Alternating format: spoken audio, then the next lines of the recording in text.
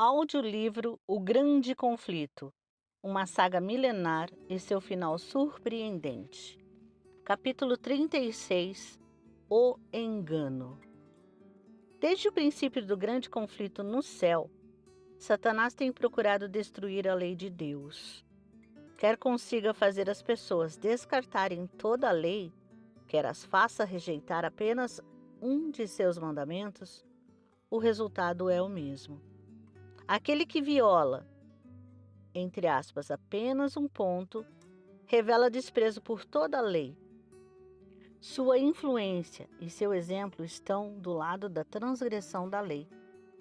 Abre aspas. Torna-se culpado de quebrá-la inteiramente. Fecha aspas. Tiago, capítulo 2, versículo 10. As doutrinas da Bíblia são distorcidas por Satanás e, como consequência, erros se tornaram parte da fé de milhares. O último grande conflito entre a verdade e o erro diz respeito à lei de Deus. Trata-se de uma batalha entre a Bíblia e a religião de fábulas e tradições. A Bíblia está ao alcance de todos, mas poucos a aceitam como guia de vida. Dentro da igreja, muitos negam os pilares da fé cristã. Rejeitam a criação, a queda do homem, a expiação e a lei de Deus, total ou parcialmente. Milhares consideram sinal de fraqueza depositar confiança completa na Bíblia. É tão fácil fazer um ídolo de falsas teorias quanto criar um ídolo de madeira ou pedra. Ao difamar Deus, Satanás leva as pessoas a uma falsa concepção de quem ele é. Colocam um ídolo filosófico no trono em lugar do Deus vivo revelado em sua palavra, em Cristo e nas obras da criação. O Deus de muitos filósofos, poetas, políticos, jornalistas, o Deus de muitas universidades e até mesmo de algumas instituições teológicas, é pouco melhor do que Baal, o Deus Sol da Fenícia nos dias de Elias. Nenhum erro se levanta com maior ousadia contra a autoridade do céu ou traz resultados mais prejudiciais do que a doutrina de que a lei de Deus não é mais obrigatória.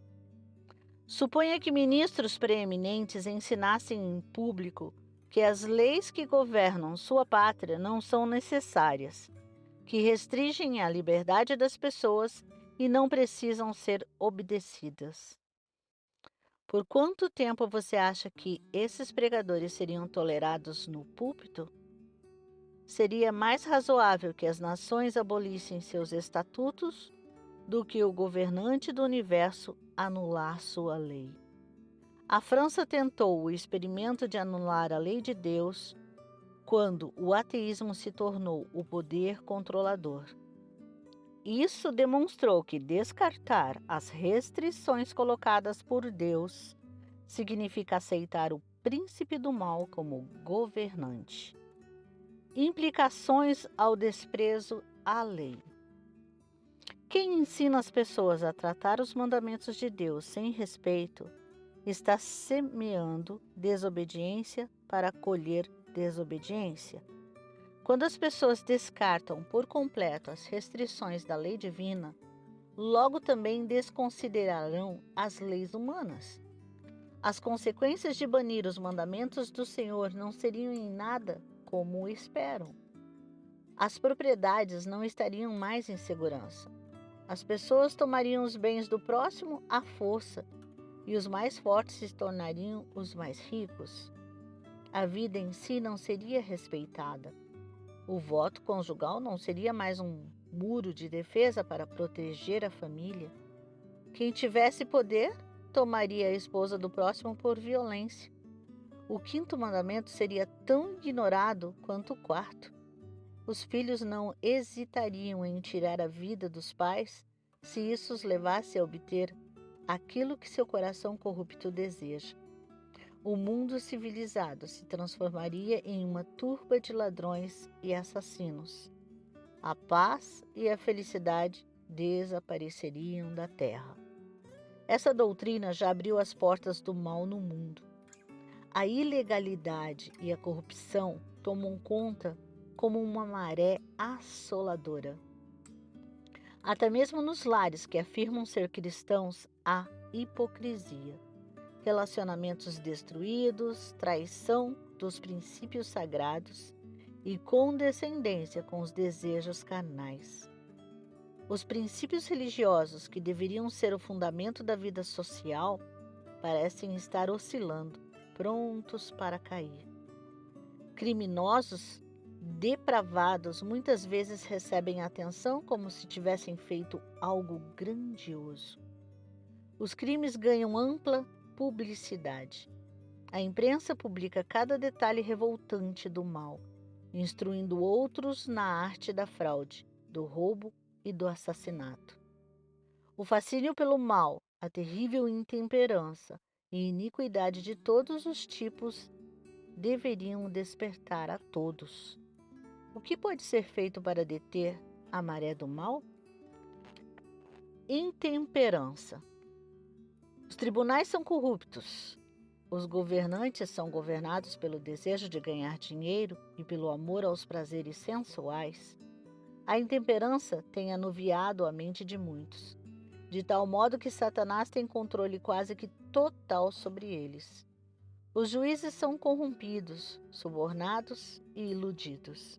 Embriaguez e festanças, bem como desonestidades de toda espécie, são encontrados em meio àqueles que administram as leis.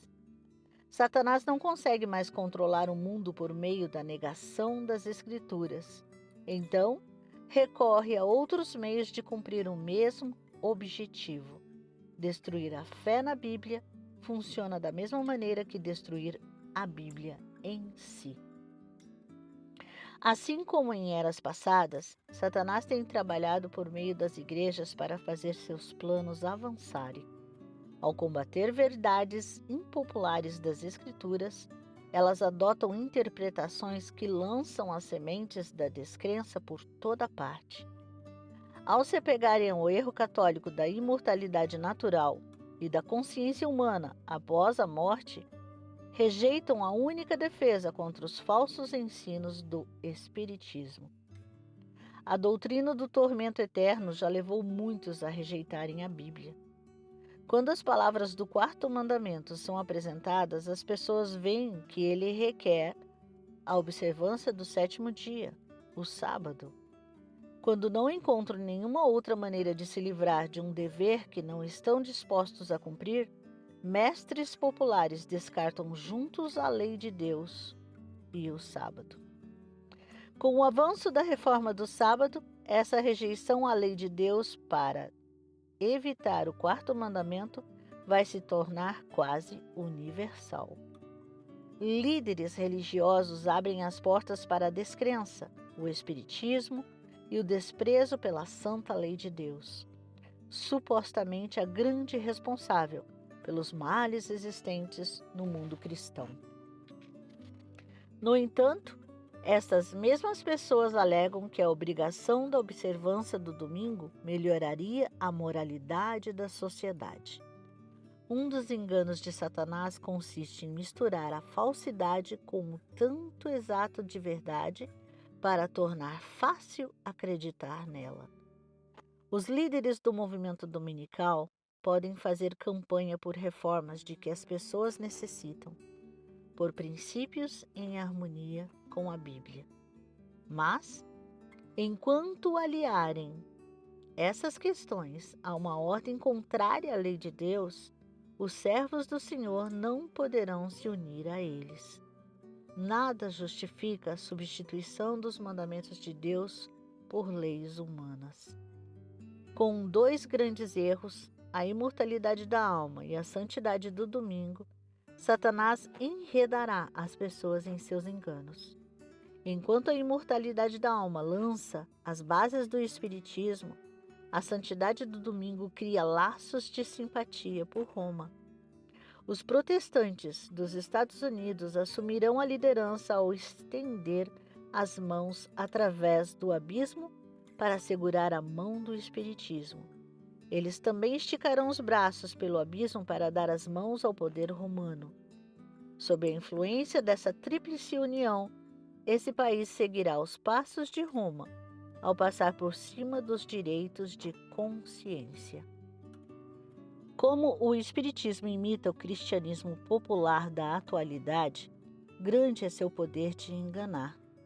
O próprio Satanás parece ter se, entre aspas, convertido.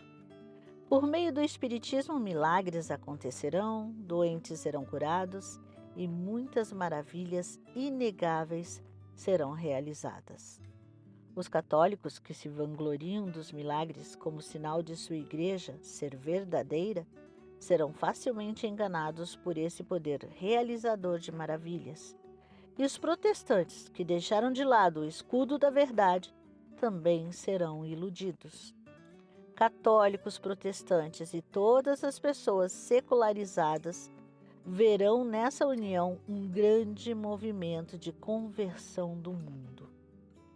Por meio do Espiritismo, Satanás parece ser alguém que abençoa a humanidade, cura doenças e apresenta um novo sistema de fé religiosa, mas ao mesmo tempo leva muitas pessoas à ruína. O consumo do álcool derrota a razão. Com descendência sensual, conflito e derramamento de sangue vêm como consequências. A guerra desperta as piores paixões do coração e leva suas vítimas para a eternidade cobertas de vícios e sangue. É objetivo de Satanás instigar as nações à guerra, porque dessa maneira consegue distrair as pessoas do preparo para o juízo e para a eternidade. Satanás estudou os segredos da natureza e usa todo o seu poder para controlar os elementos até onde Deus permite. É Deus quem protege suas criaturas do destruidor. Mas o mundo cristão demonstra desprezo por sua lei, e o Senhor fará aquilo que disse que faria. Retirará seu cuidado protetor daqueles que se rebelam contra sua lei e forçam outros a fazer o mesmo. Satanás tem o controle sobre todos a quem Deus não guarda de maneira especial.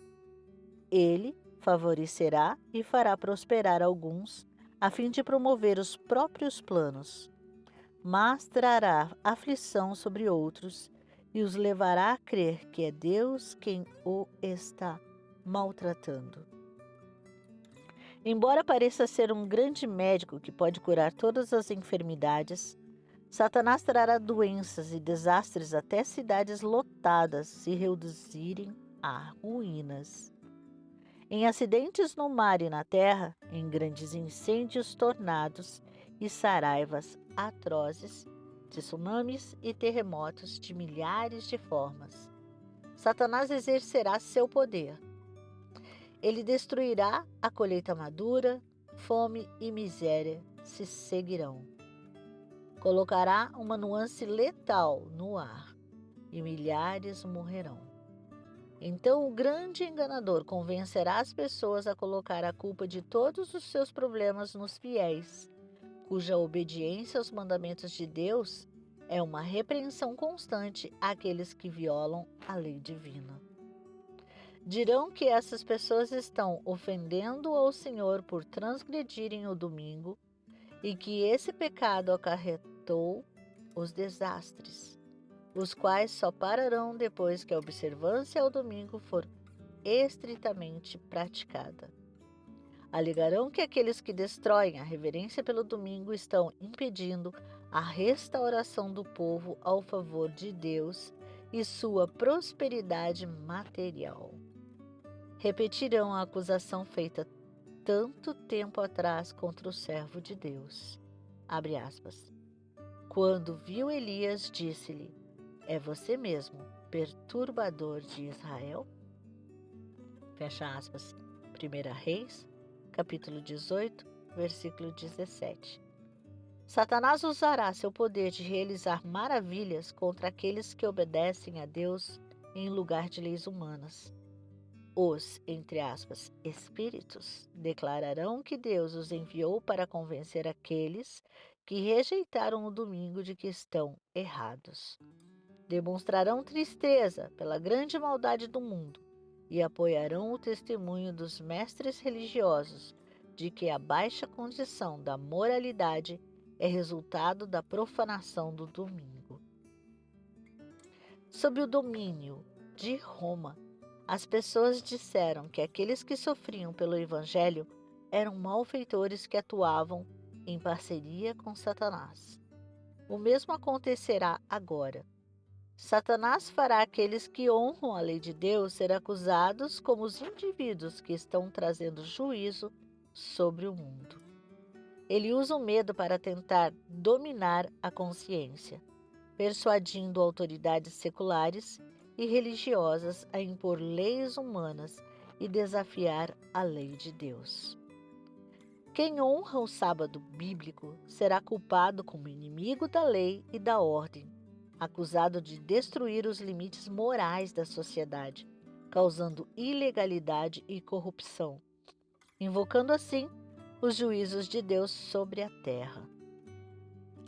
Essas pessoas serão acusadas de menosprezar o governo. Pastores que negam que os seres humanos necessitam cumprir a lei de Deus pregarão sobre o dever de obedecer às autoridades civis. Nas câmaras legislativas e nos tribunais, os guardadores do mandamento serão condenados. Colocarão em teor falso em suas palavras e atribuirão o pior das intenções a seus motivos. Os líderes da igreja e do Estado vão se unir para forçar todos a honrar o domingo, até mesmo nos Estados Unidos, país tão conhecido por sua liberdade. Governantes e legisladores vão ceder à exigência popular por uma lei impondo a observância do domingo.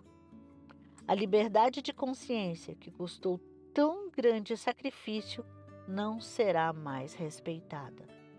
No conflito que breve acontecerá, veremos o cumprimento das palavras do profeta. Abre aspas.